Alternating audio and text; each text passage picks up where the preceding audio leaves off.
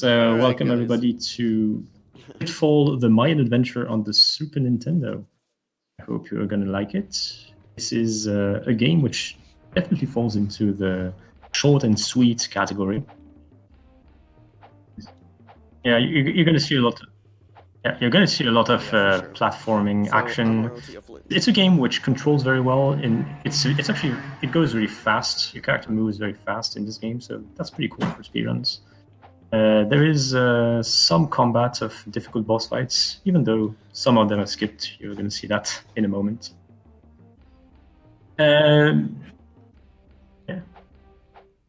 Yeah, so as long as we're ready to go, Yeah, sure. I can go ahead and count us down, Fun. and then, Lahok, I'll leave it to you, all right, bud? All right, so going to start in 5, 4, 3, 2, 1. Let's go. All right, good luck. Okay, so the first level is the forest.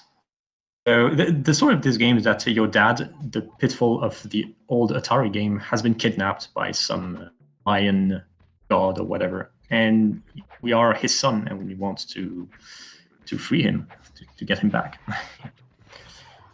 So my stream is freezing, so I'm going to commentate while being completely blind to what is going on, but he should be climbing a couple of vines. There's some mechanics where you bounce up and down.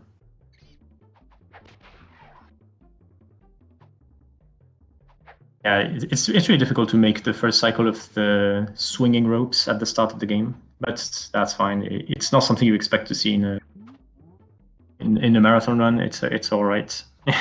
He was bouncing up and down. Yeah, thank you very much.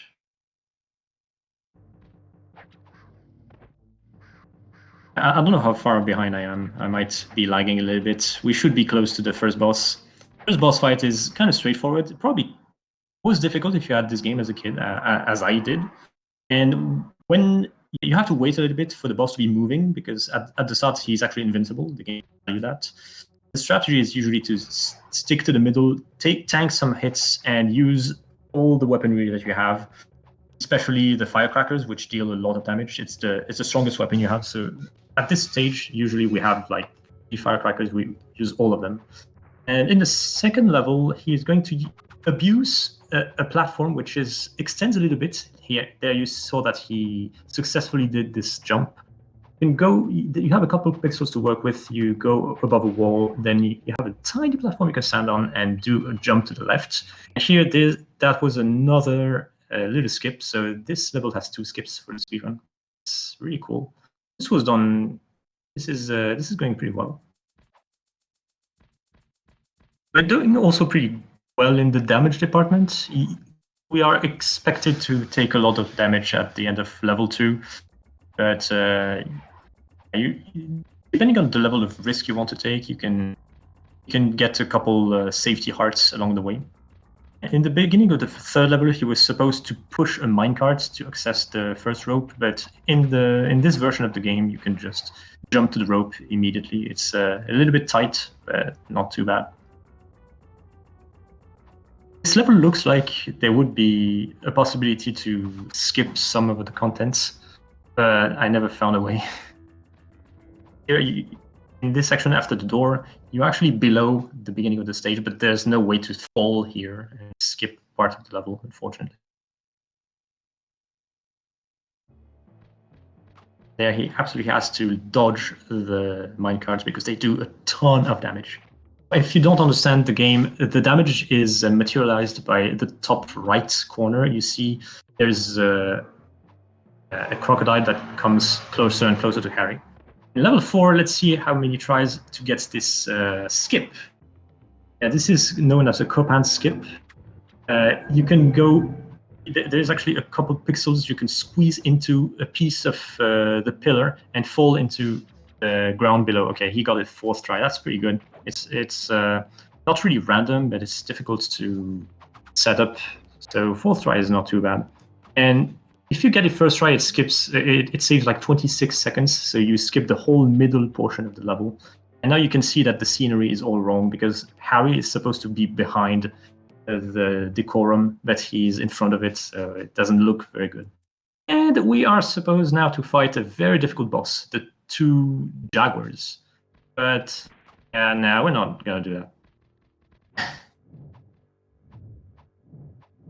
Yes, that's it. So the gator coming closer and closer to your character in the top right corner, that is the symbol of your health.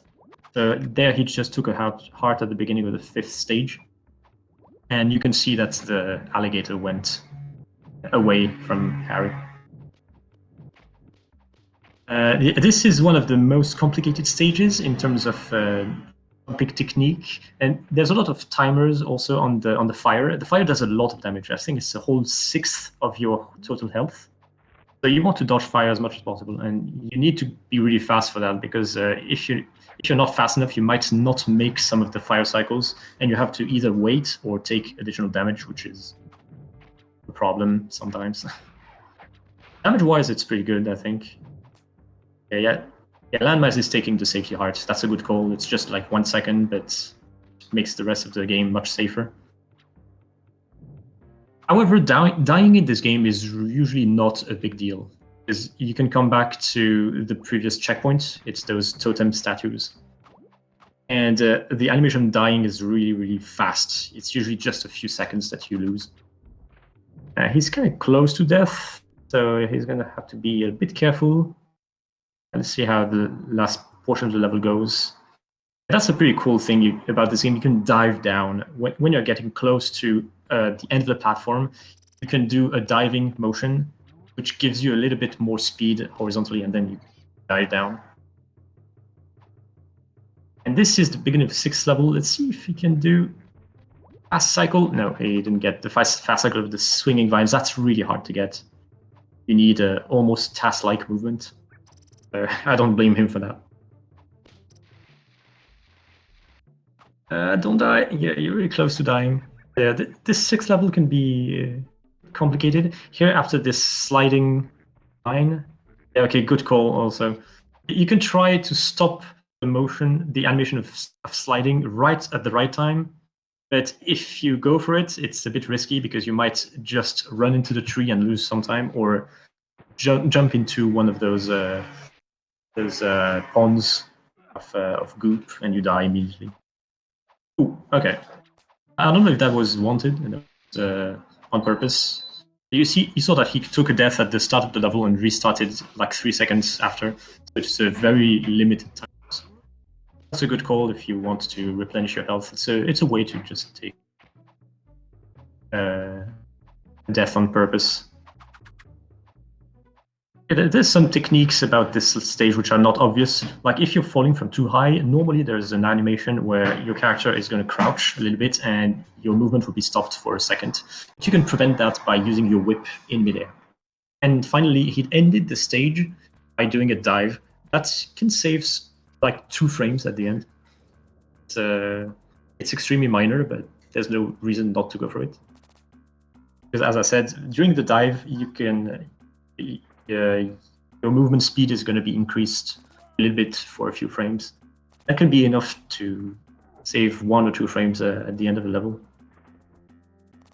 So now we are in the level which is pretty fun if you're playing the game casually, but sort of boring if you're speedrunning the game and you are doing it again and again. This level has absolutely no randomness. The point is just to switch between the 3 lines and not hitting those abandoned minecarts. If you hit a minecart, you die instantly, and you have to do the whole level again. There's no randomness. You just have to make sure you dodge everything. The red lights indicate that an obstacle is coming up. And if you hit one of those ghosts, you don't die. They just incapacitate you for it rarely matters, because usually it's the next obstacles are going to be too far away. So as Landmines is demonstrating, he just gets hit on purpose by the ghosts. It just doesn't matter. At the end of the stage, make sure that you are on the middle line, because the other 2 are dead ends. And just like that, we are on to the 9th level, I believe. It's the Lost City, the Tikal ruins. kind of a complex stage also. You have to jump repeatedly to jump up and down of these the quick sounds of the vase. I'm not sure how to call it in English. Here, the timings for these alternating platforms is kind of tight. Tongs can be deadly because it's death below the tongs, so you have to not miss the tongs. Now we can just go for it. He is really good on health. Health is usually not an issue at this point of the game, so he can just take the damage from spikes and stuff. Coming up a very hard boss, the Jaguar Warrior, but don't worry, it's skipped too. So the way the boss is skipped is that it's not the same as this boss where we just jumped up over the trigger. Here you actually jump into the trigger of the boss, but if you frame perfectly rebound from the floor, the boss never activates. And even though the rebound from the floor is frame perfect, you can actually buffer it. You have I think 4 frames to do it, so it's not that hard to do. Now this is the last level before the final boss. Awesome level, to be honest, and Landmines himself found a new skip, which is coming up right here. It saves a lot of time, ideally 17 seconds if you get it really fast. Let's see. Jump. No, I didn't get it. Okay, what he was trying to do is jump down so that he hits the checkpoint early. There's a checkpoint down there. You can try to hit early without doing and completely skipping one of the portions of the game. Let's see how many tries it takes. It's kind of precise. I still not get it. It's fine. Even if he continues, it's fine. Don't worry. We'll see. Right, there he got it. You can see that there is some sort of invisible vertical wall preventing you from accessing the final part of the level, but you can still kind of glitch through, hit the checkpoint, die, and then respawn at the checkpoint, and you are close to the end of the level. Finally, final boss. You have to wait a bit before you can damage him, and you have to damage his head with normal stones, or just throw a firecracker and damage anything on the screen. Firecrackers are what does the most damage. This is not a very lucky fight, because what we usually hope for is for him to not jump high in the air, but that is partially RNG. So if he decides to jump up and down into the air very fast, there's not much we can do about it. And just like that, the boss dies because of all the firecrackers and time. I believe that was in 11:51. Yeah, time is just as the screen fades out after he collects the L. And you can see that your dad is the Atari Pitfall. Oh man. How cool is that? All right, congratulations. That was pretty solid.